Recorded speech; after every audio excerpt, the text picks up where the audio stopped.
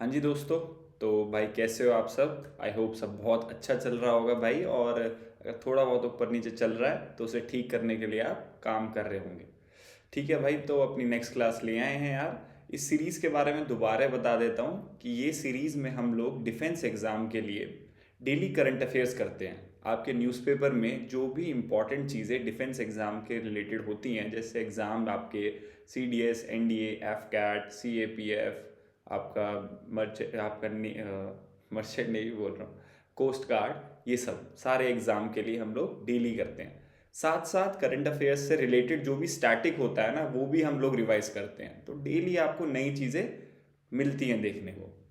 Month and में आपको पता चलेगा, अगर आप रेगुलर ये सीरीज़ देख रहे हैं, कि आपको मंथ एंड में सब कुछ आता होगा। मंथ एंड की जो भी करंट अफेयर वीडियो होगी, हम भी लाएंगे ऐसा कुछ। तो देखते हैं भाई आज क्या है आपके न्यूज़पेपर में। Yes sir. ठीक है। टाइफून काल माएगी, पता नहीं क्या प्रोनाउंसिएशन है इसकी। Typhoon Kalmaegi brings rain destruction in Vietnam. तो वियतनाम में टाइफून आया है। अब थोड़ा डिस्ट्रक्टिव टाइफून है, कुछ लोग मरे भी हैं इसके अंदर। तो ऑब्वियसली कोई भी नेचुरल फिनोमिनन होता है, नेचुरल फिनोमिनन से रिलेटेड डिस्ट्रक्शन भी होता है, वो भी आपके डिफेंस एग्जाम में काफ़ी पूछा जाता है। इंटरनेशनल लेवल पे जो भी सिग्निफिकेंट चीज़ें होती हैं वो पूछ लेते हैं। तो भाई ये टाइफून के बारे में पता होना चाहिए, कहाँ आया है आपका, वियतनाम में।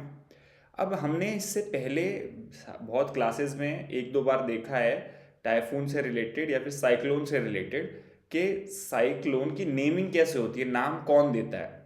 इंडियन ओशियन के अंदर आपके जो भी साइक्लोन आते हैं उनकी नेमिंग के लिए 13 कंट्रीज है, वही नाम देती हैं। बट ये वाला साइक्लोन इंडियन ओशन से बाहर था। एक बार मैप के थ्रू हम देखते ज़रूर है ना, तो कर ही रहे हैं तो मैप से एक बार देख लेते हैं चीज़ें। आपका ये है वियतनाम। तो वही चीज़ करते हैं जो हमेशा करते हैं, पहले अपनी कंट्री पे जाते हैं। वियतनाम क्यों जाना है, तो अपना प्यारा भारत देखते हैं भाई। ये है अपना प्यारा भारत। ये हमारा सारा इंडियन ओशियन रीजन है। ये यहाँ से म्यांमार, यहाँ से आपका ये थाईलैंड से होते हुए आपका ये इंडोनेशिया, फिर नीचे आपके Sri Lanka, British Indian ocean territory, Seychelles, ये आपका मयोते, मेडागास्कर, ये भी सारा इंडियन ओशन में ही आता है। ठीक है, और यहाँ तक आपका इंडियन ओशन में ही आता है। अब इससे थोड़ा सा और उधर जाएंगे, ये आपका साउथ ईस्ट एशियन कंट्री है, और सबसे ईस्टवर्ड इस पेनिनसुला पे है आपका वियतनाम। तो यहाँ पे आपका आया है क्या, टाइफून। तो यहाँ आपने ये भी देखा था कि अलग अलग रीजन ऑफ द वर्ल्ड में अलग अलग नाम से हम लोग बुलाते हैं किसको, साइक्लोन्स को। तो यहाँ वियतनाम पे आया है। इस बार का नेमिंग किसने दी है, देखो ऊपर चलते हैं, ऊपर जाएंगे तो आपको कंट्रीज दिखेंगी। नो नो, दिस इज तो ये आपका ताइवान हो गया। ऊपर चलेंगे और ऊपर ये आपका हो गया कोरियन पेनिनसुला। तो कोरियन पेनिनसुला में ये नॉर्थ कोरिया ने ये नाम दिया है इस साइक्लोन का। तो जूम आउट करके भी देख लीजिए कहाँ पे आपका, चाइना के साइड में कोरियन पेनिनसुला, उसके ऊपर नॉर्थ कोरिया ने, और ये आपका वियतनाम, ये हमारा भारत। ठीक है दोस्तों, तो ये देख लेना थोड़ा सही रहता है भाई, मैप दिमाग में होने चाहिए। तो साउथ कोरिया ने नाम दिया है, नॉर्थ कोरिया ने, साउथ नहीं, नॉर्थ कोरिया ने। वैसे ये आपको याद रखने की ज़रूरत है नहीं किसने नाम दिया है, मैं तो बस इससे आपको ध्यान रहेगा कि नेमिंग हर कंट्री देती है। रीजन में साइक्लोन किसी के यहाँ भी आए, बट उस रीजन में कुछ कंट्री की ग्रुपिंग होती है, जैसे हमारे इंडियन ओशन की 13 कंट्रीज की ग्रुपिंग है। ठीक। अब मैं बात करता हूँ कि मैंने बताया साइक्लोन है, टाइफून भी is a type of cyclone. तो ये साइक्लोन जो है अलग अलग कंट्री में, अलग अलग वर्ल्ड के रीजन्स में अलग अलग नाम से बुलाए जाते हैं। जैसे यहाँ पे साइक्लोन को बोला गया टाइफून, तो हमने पहले भी बताया है, अब भी बताएंगे। देखिए ये आपके लिए टेबल है। टाइफून कहाँ कहाँ बोला जाता है, north west Pacific ocean west of date line. अरे डेट लाइन बोला हुआ, तो डेट लाइन कहाँ से गुजरती है, डेट लाइन आपका पैसिफिक ओशन से ही तो गुजरती है, मिड ऑफ पैसिफिक ओशन से। तो वो डेट लाइन एक अलग कंसेप्ट हो जाएगा आज, बट यही नॉर्थ वेस्ट पैसिफिक ओशन। ठीक है, तो वहीं तो वियतनाम है। यहाँ टाइफून, हरिकेन्स कहाँ बुलाए जाते हैं, नॉर्थ अटलांटिक ओशन में, नॉर्दर्न पैसिफिक ओशन में, ईस्ट ऑफ डेट लाइन। तो डेट लाइन के ईस्ट के अंदर आपका क्या बोला है, टाइफोन। वेस्ट के अंदर क्या बोला, ईस्ट में बोला जाता है हरिकेन्स और वेस्ट के अंदर टाइफोन। मतलब दोनों पैसिफिक ओशन की बात हो रही है। अब अगर आप मेरे से कह ही रहे हो कि सर बात बनी गई है तो दिखाई दो ना डेट लाइन भी आपकी। तो डेट लाइन अगर मैं दिखाना चाहूँ आप लोग, अरे मैं वही मैप पे नहीं आई, ठीक है, इस मैप पे तो नहीं आएगी, बट मैं एक बार फिर भी आप लोगों को एक आइडिया देना चाहता हूँ। यहाँ से गुजरती है एक तरह से डेट लाइन, ये यहाँ से बीच में से गुजरती है।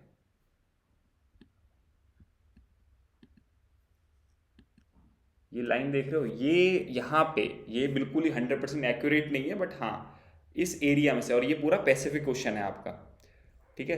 ये लाइन आपकी डेट लाइन कह सकते हो उसे, यहीं के आसपास से गुजरती है, ठीक है। और ये पूरा रीजन आपका पैसिफिक ओशन ही तो है, ये आपका सारा पैसिफिक ओशन है, ये इतना बड़ा, तो लार्जेस्ट ओशन पैसिफिक ओशन, ठीक है। डेट लाइन के वेस्ट साइड में टाइफून और ईस्ट साइड के अंदर आपको क्या बोला जाता है, हरिकेन्स, ठीक है सर, बहुत बढ़िया। अलास्का भी है यहाँ पे, ये रहा अलास्का, जहाँ पे अभी ट्रम्प साहब और पुतिन साहब मिले थे, ठीक है। तो ये चीज़ें पता होती है ना, बहुत सही रहता है यार, ठीक है। हरिकेन्स कहाँ, सदर्न पैसिफिक ओशन में भी हरिकेन्स बोला जाता है। साइक्लोन, ट्रॉपिकल साइक्लोन हमारे यहाँ पे बोला जाता है साउथ वेस्ट पैसिफिक ओशन में और इंडियन ओशन में भी। सर्व साइक्लोनिक स्टॉर्म, बहुत ज़्यादा सर्व, वैसे तो एक ही बात है, जब ट्रॉपिकल साइक्लोन बहुत एडवांस लेवल पे, बहुत डिस्ट्रक्टिव लेवल पे पहुंच जाता है, उसे सर्व साइक्लोनिक स्टॉर्म बोल देते हैं, एक ही बात है।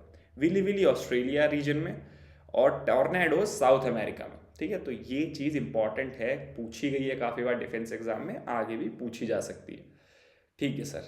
आगे बताइए। PM targets Congress over Vande Mataram की stanzas dropped, still face divisive mindset. अब यार कंट्रोवर्सी चल रही है आपके नेशनल सॉन्ग के ऊपर, जो है आपका वंदे मातरम, नेशनल एंथम हमारा है, फिर एक नेशनल सॉन्ग है हमारा वंदे मातरम। अब क्या अभी इसकी 150th एनिवर्सरी थी, वंदे मातरम की 150th एनिवर्सरी थी, तो उस पर पॉलिटिकल कंट्रोवर्सी चल रही थी। कुछ लोग कह रहे थे कि ये एक थोड़ा एक रिलीजन बेस्ड सॉन्ग है ना, एक रिलीजन को स्पेसिफाई करता है, भारत को माता बोलता है, हम माता हम मानते ही नहीं, ये सब चीज़ें चल रही थी। वो आपके मतलब का नहीं है, बट हाँ 150th एनिवर्सरी थी, न्यूज़ में था, तो इसके बारे में कुछ चीज़ें पता होनी चाहिए। देखते हैं, मैंने कुछ ऐड करा है इसके बारे में, देखते हैं। ऑथर किसने लिखा था, ये बंकिम चंद्र चटर्जी जी ने, बहुत बढ़िया। लैंग्वेज इसकी थी संस्कृताइज्ड बंगाली, संस्कृत तो थी बट थोड़ा उसका बंगाली वर्जन है ना। तो पब्लिश्ड हुआ था ये एक बुक में, आनंद मठ में, आनंद मठ एक बुक है, उसमें पब्लिश हुआ था। म्यूज़िक दिया था रविन्द्रनाथ टैगोर सर ने। ये म्यूज़िक तो याद करने की वैसे ज़रूरत नहीं है।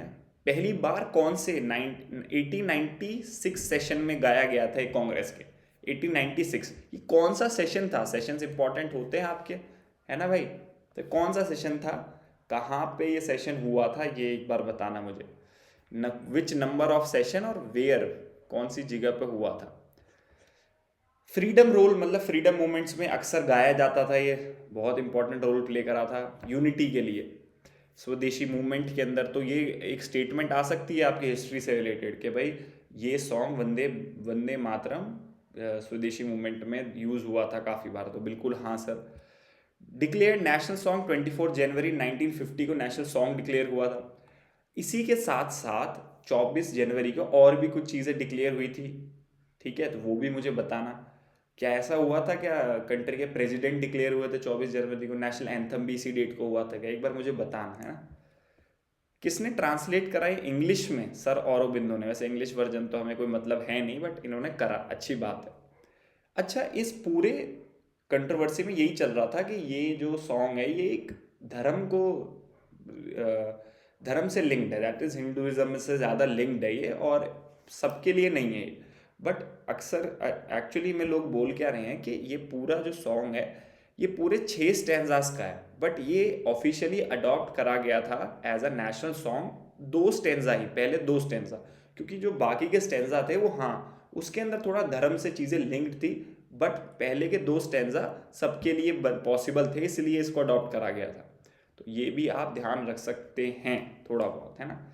ये पूरे सॉन्ग में से सिर्फ 2 स्टैंजा लिए गए पहले वाले। स्वदेशी मूवमेंट से एसोसिएटेड है, मैंने पहले ही यहाँ भी है, ठीक है। ऑनर्ड इक्वली विद जनगण, इसका कोई वो नहीं है। स्टेटस नेशनल सॉन्ग है ना, नॉट नेशनल एंथम, ये भी आपको पता है। तो ये सारी चीज़ें पता होंगी तो हिस्ट्री के पर्सपेक्टिव से और करंट अफेयर से भी पूछेगा तो आप आंसर भाई कर पाएंगे, है ना। नेक्स्ट चीज़ देखते हैं भाई, HALGE ink supply deal for supply of engines to power Tejas. अब यार आपको पता है कि इंडिया अपने डिफेंस इक्विपमेंट काफ़ी अच्छी तरह बना रहा है ना, हम काफ़ी एडवांस हो रहे हैं, बट अभी तक हमारे पास अपने खुद के इंजन बनाने की टेक्नोलॉजी नहीं आई है, खासकर एयरक्राफ्ट में। और कमर्शियल इंजन्स भी हम खुद के नहीं बनाते, बाहर से ही लेते हैं। तो ये जनरल इलेक्ट्रिकल्स, ये एक यूएस की कंपनी है, बताना if I am spelling it right और naming it right, General Electrics ही है ना। तो ये यूएस की कंपनी है, इसी से हमने अपने जो अपना पहला फाइटर जेट बनाया था हाल तेजस, है ना, ये हमने 2017 के अंदर इंडक्ट करा था शायद, है ना, इसी डेट में कमीशन करा था। तो इसी ने इसका इंजन्स बनाए थे, जीई ने, यूएस की कंपनी जनरल इलेक्ट्रिकल्स। तो तेजस के भी ना अलग अलग वर्जन्स हैं, जैसे कि पहला तेजस आया था 2017 में मार्क 1, दूसरा आया था मार्क 1A, और नया जो बन रहा है अभी मार्क 2। ये अभी रिसेंटली ये इसका फ्लाइट टेस्ट हुआ था 1 महीने पहले और ये सक्सेसफुल हुआ था। तो इसी के इंजन के लिए अभी जीई से हमने दोबारा एक डील साइन करे कि इतने इंजन हमें बना के भेजो, ठीक है। तो ये पता होना चाहिए, बोल भी सकता है किसने किससे डील, तो बनाता कौन है इसका, HAL, हिंदुस्तान एरोनॉटिक्स लिमिटेड, पता होना चाहिए आपके। SSB के लिए भी ये चीज़ें बहुत इंपॉर्टेंट है भाई, ठीक है। तो ओवरऑल पढ़ना चाहिए आपको, ऐसा नहीं आप एग्जाम क्लियर करके आपको जॉब मिल जाएगी या फिर आप फोर्सेस के अंदर चले जाओगे, SSB क्लियर करना ज़रूरी है। तो हाल बनाता है और जी के साथ हाल ने पैक्ट कराया कि इंजन्स 2 MK1A के लिए, ठीक है। ये तो बनेंगे नहीं, आउटडेटेड हो गए, नए बनाएंगे। MK2 जो मार्क 2 है हमारा, मार्क 2 के इंजन्स भी हम लोग अब कोशिश कर रहे हैं, देगा तो यही जनरल इलेक्ट्रिक्स, बट हम कोशिश कर रहे हैं कि मिलकर बनाएं, है ना, टू मेक देम टुगेदर, कि हम भी उनकी कुछ टेक्नोलॉजी का फ़ायदा उठाएं, हम भी सीखें उनकी टेक्नोलॉजी से। तो इसी पे बात चल रही है कि मिलके मार्क 2 के इंजन्स बनाते हैं, जिससे वो इंजन 50-60% इंडिजीनियस कह सकते हैं, हम इंडिया में ही बनेंगे, टेक्नोलॉजी थोड़ी बहुत वो हमें बताएंगे भी, ठीक है। अच्छा, मैंने इसके ऊपर एक टेबल भी रखा था कि हाँ कौन कौन से वेरिएंट हैं अभी।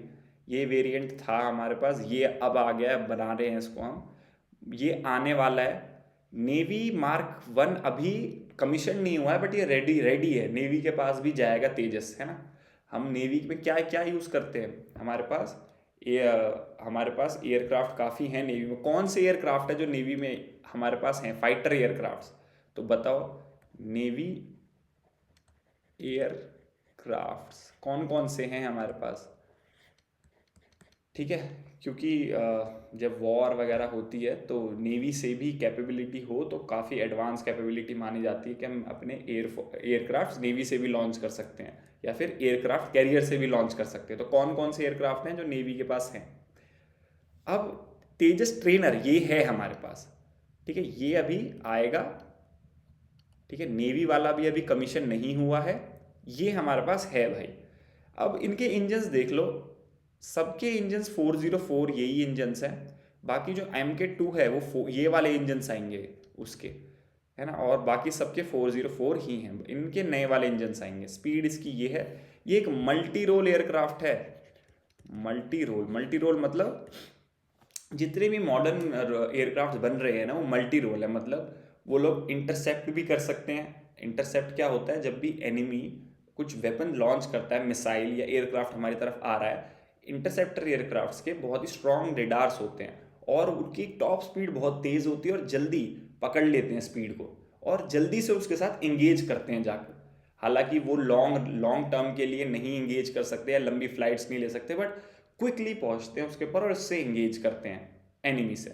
तो पहले ऐसे स्पेसिफाइड एयरक्राफ्ट बनते थे कि भाई कोई इंटरसेप्टर है, कोई बॉम्बर है जो बहुत ही नीचे से फ्लाई करते हुए बॉम्बिंग करते हुए जा सकता है ना, कोई एयर सुप्रियोरिटी है, फाइट करता है एयर के अंदर लॉन्ग टाइम के लिए, ऐसे बट अब सारे मल्टी रोल होते हैं, हर काम हर एयरक्राफ्ट कर सकता है जितने भी, इसीलिए उन्हें मल्टी रोल बोलते हैं। वो बॉम्बिंग भी कर सकता है, इंटरसेप्ट भी कर सकता है, एयर सुपरियोरिटी भी है, एयर इंगेजिंग भी है, सारे काम। तो ये भी एक मल्टी रोल एयरक्राफ्ट है। तो जितने भी मॉडर्न एयरक्राफ्ट है हमारे पास, रफेल हो गया, सुकोई Su-30 हो गया, ये सारे मल्टी रोल है ना।